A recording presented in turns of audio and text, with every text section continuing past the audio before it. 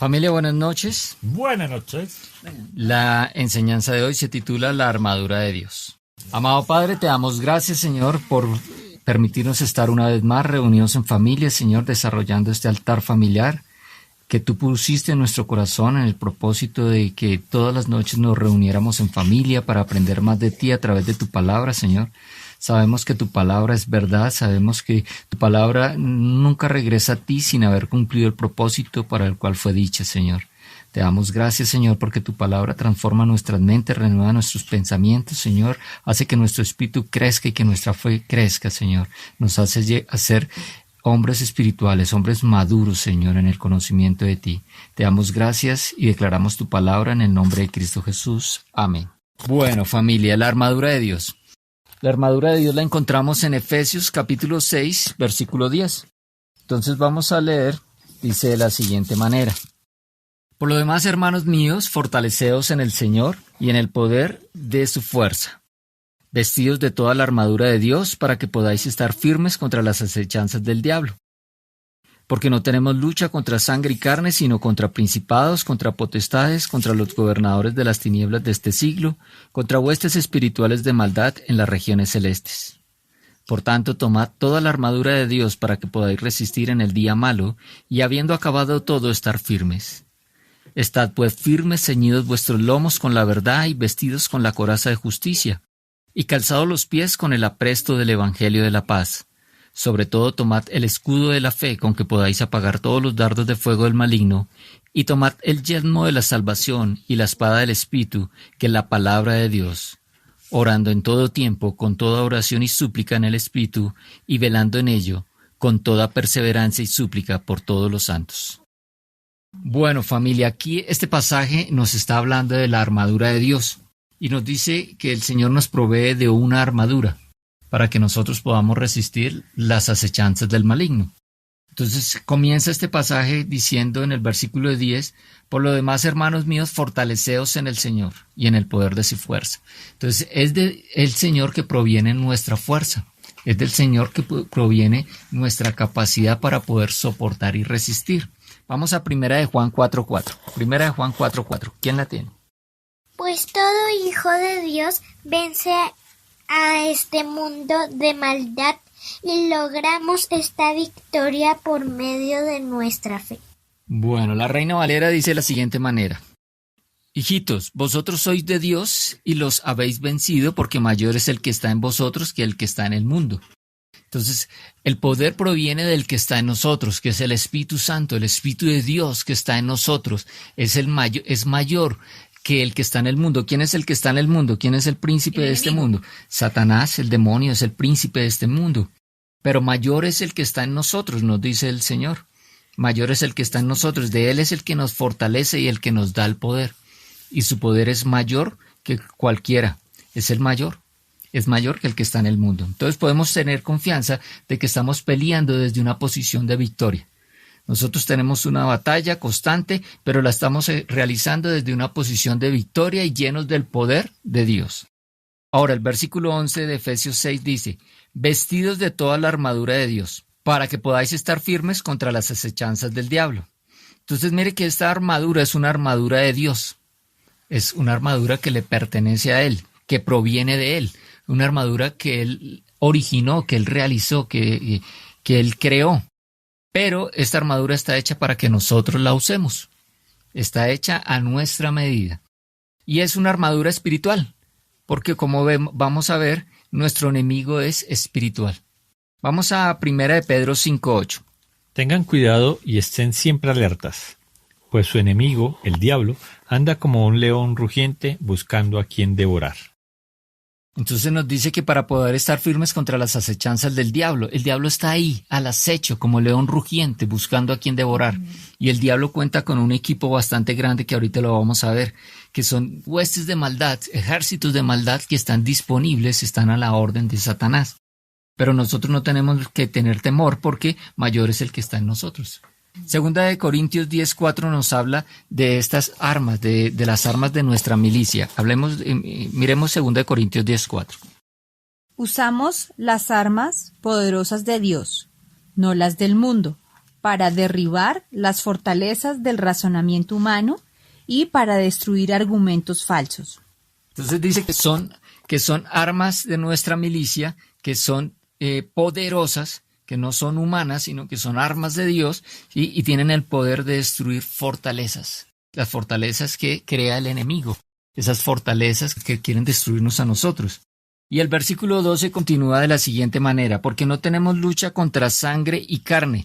Esto quiere decir que nuestra lucha no es contra personas, que nuestros enemigos son espirituales. Mire qué tipo de enemigos. Dice, contra principados, contra potestades, contra los gobernadores de las tinieblas de este siglo, contra huestes espirituales de maldad en las regiones celestes. Esto habla de un ejército organizado, un ejército con estructura, ¿sí? Un ejército con mandos. Hay diferentes niveles de mandos en este ejército celestial.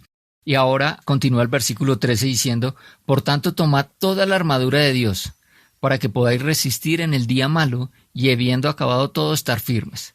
Entonces mire que habla de resistir y de estar firmes. O sea, estas armas, esta armadura de Dios tiene un propósito principal y es el que nos podamos defender. Son armas principalmente defensivas, que nos podamos defender de las acechanzas de este enemigo. Ahora dice, para que podáis resistir el día malo. Entonces nosotros debemos tener presente que va a haber un día malo y que estas armas son para defendernos. Pero hay algo muy importante, este enemigo ya está derrotado, pero lo que quiere hacernos es caer. Este enemigo, estamos luchando una batalla contra un enemigo derrotado. Miremos Colosenses 2:15, ¿qué nos dice? Y así despojó a los seres espirituales que tienen poder y autoridad, y por medio de Cristo los humilló públicamente y los exhibió en su desfile triunfal. Entonces nuestro Señor Jesucristo triunfó sobre todas estas huestes espirituales de maldad en la cruz. En la cruz obtuvo la victoria y esa victoria nos la dio a nosotros. En Cristo Jesús nosotros somos más que vencedores, dice la palabra de Dios. Entonces nuestra posición es una posición de victoria y sobre esa posición nosotros batallamos contra el enemigo, contra un enemigo que está derrotado y tenemos una armadura de Dios que nos defiende de las acechanzas de este enemigo, pero este enemigo no nos puede destruir, pero lo que sí puede hacer es hacernos caer. Es lo que intenta, hacernos caer. ¿De dónde? De nuestra posición de victoria, hacernos caer del podio. Nosotros estamos en el podio con Cristo y Él nos quiere hacer caer del podio. Juan 16:33 nos dice que van a haber días malos. Miremos lo que dice Juan 16:33. Les he dicho todo lo anterior para que en mí tengan paz. Aquí en el mundo tendrán muchas pruebas y tristezas, pero anímense, porque yo he vencido al mundo. Amén. Nuestro Señor Jesucristo venció y nosotros somos más que vencedores, pero Él nos está advirtiendo que vendrán días malos. Vendrán días de aflicción, días de tristeza, que no son puestos por parte de Dios, sino que vienen del mundo, del príncipe de este mundo, que es Satanás. Pero Él nos dice, confiad, yo he vencido al mundo. Nosotros debemos permanecer firmes en esta convicción de que somos victoriosos en Cristo Jesús, de que Cristo venció al mundo y que nosotros en Cristo Jesús somos más que vencedores. El versículo 14 continúa de la siguiente manera, dice, estad pues firmes, ceñidos vuestros lomos con la verdad y vestidos con la coraza de justicia. Entonces aquí ya empieza a describir cuáles son estas armas, cuáles son estos componentes que hacen parte de la armadura de Dios. Y empieza a mencionar, lo primero que él menciona es ceñidos vuestros lomos con la verdad. Aquí hace referencia, algunas versiones hablan del cinturón de la verdad. La Nueva Traducción Viviente habla del cinturón de la verdad. Entonces esta es la primera herramienta, la primer elemento de esta armadura de Dios, y es el cinturón de la verdad. Entonces, ¿por qué necesitamos un cinturón de la verdad? Porque el enemigo va a querer engañarnos. Acuérdense que Satanás es el príncipe de mentiras, es engañador por naturaleza, es mentiroso por naturaleza. ¿Cómo engañó a Eva? Con mentiras. Entonces, su principal herramienta, la principal arma de Satanás es la mentira y el engaño. Y él va a querer engañarnos. Mira lo que dice Colosenses 2:8. Dice la palabra, no permitan que nadie los atrape con filosofías huecas y disparates elocuentes, que nacen del pensamiento humano y de los poderes espirituales de este mundo y no de Cristo. Y no de Cristo. Son cosas que vienen no de Cristo, filosofías, pensamientos, sí, que son del hombre, pero no son de Cristo. no están en la palabra de Dios, ¿sí? Y la Reina Valera dice, mirad que nadie os engañe por medio de estas cosas, de estas filosofías, de estas huecas sutilezas, dice la Reina Valera. El enemigo va a querer engañarnos y nosotros tenemos que ceñirnos nuestros lomos con la verdad, el cinturón de verdad. ¿Y cuál es la verdad? Cristo es la verdad. Juan 14:16 dice que yo soy el camino, la verdad y la vida, nadie viene al Padre sino por el Hijo. La verdad es nuestro Señor Jesucristo. Mire lo que dice Juan 8:31-32. Jesús le dijo a la gente que creyó en él, ustedes son verdaderamente mis discípulos, si se mantienen fieles a mis enseñanzas y conocerán la verdad y la verdad los hará libre. La verdad nos hará libre. Nosotros somos libres para luchar esta buena batalla, para poder movilizarnos, tener agilidad en este campo de batalla.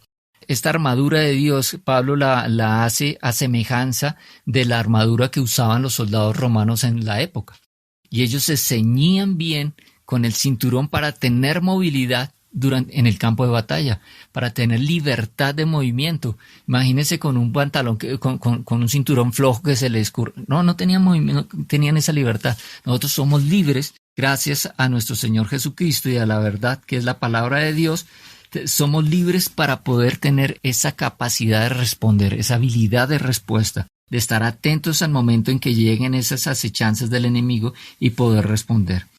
Ahora continúa hablando y dice que la coraza de justicia. Entonces este es el segundo elemento de la armadura de Dios, una coraza. Los soldados romanos utilizaban esa coraza para proteger su cuerpo. Esa armadura, esa coraza que les cubría todo su cuerpo para protegerse de las lanzas, de las flechas, de las espadas, de las armas del enemigo. Y dice, nosotros necesitamos esa coraza de justicia porque el enemigo va a querer robar nuestra identidad y posición en Cristo. Entonces habla de la coraza de justicia. ¿La justicia qué es? La justicia fue lo que hizo Cristo por nosotros, nos justificó, nos hizo justos delante de Dios para que nosotros pudiéramos estar en la presencia de Dios, porque antes éramos pecadores y como pecadores estábamos destituidos de la presencia de Dios, no podíamos estar, pero como justos, al ser justificados por nuestro Señor Jesucristo, nosotros podemos estar libremente en la presencia de Dios y el enemigo va a querer atacar eso. El enemigo va a querer robar nuestra identidad y nuestra posición en Cristo. ¿Quiénes somos nosotros en Cristo? ¿Cuál es nuestra posición? Nuestra posición de victoria y nuestra identidad como hijos de Dios. El enemigo siempre lo va a atacar y que va a querer decir, mire, ustedes son pecadores, usted no es más que un pobre pecador, para que uno no sea consciente, pierda lo que realmente le corresponde a uno como hijo de Dios. Mire lo que dice Romanos 5:1. Así que ahora que Dios nos ha declarado justos por haber creído, disfrutamos de la paz con Dios gracias a lo que Jesucristo nuestro Señor hizo por nosotros. Amén. Gracias a lo que nuestro Señor Jesucristo hizo por nosotros, nosotros tenemos paz con Dios. Él nos hizo justicia y ya estamos libres del castigo. Nosotros podemos estar confiados en la presencia de Dios, pero el enemigo siempre va a atacar eso. Va a atacar esa identidad, por eso nosotros debemos tener esa coraza de justicia, de saber quiénes somos en Cristo Jesús, qué fue lo que Jesús hizo por nosotros y que nosotros ahora somos libres, somos justificados, somos santificados, tenemos acceso confiadamente a la presencia de nuestro Señor Jesucristo y de nuestro Padre amado, al trono de la gracia. Ahora continúa el versículo 15. Dice, y calzados los pies con el apresto del Evangelio de la paz. Entonces, dice acá que debemos calzarnos nuestros pies y nos debemos calzar nuestros pies con esa disposición de llevar el Evangelio, de predicar el Evangelio de la paz. Ahora, ¿por qué necesitamos calzarnos nuestros pies? Porque el enemigo va a querer destruir nuestro propósito. Nosotros ya lo vimos en un versículo hace poco, que somos hechura suya, creados para buenas obras. El Señor tiene un propósito para todos y cada uno de sus hijos. Pero el enemigo va a querer quitarnos ese propósito, va a querer obstruirnos, va a querer destruir ese propósito, porque el propósito que Dios tiene para cada uno de nosotros es un propósito que va a servir a muchas más personas. Mire lo que dice Romanos 10:15. ¿Y cómo irá alguien a contarles sin ser enviado? Por eso las Escrituras dicen, qué hermosos son los pies de los mensajeros que traen buenas noticias.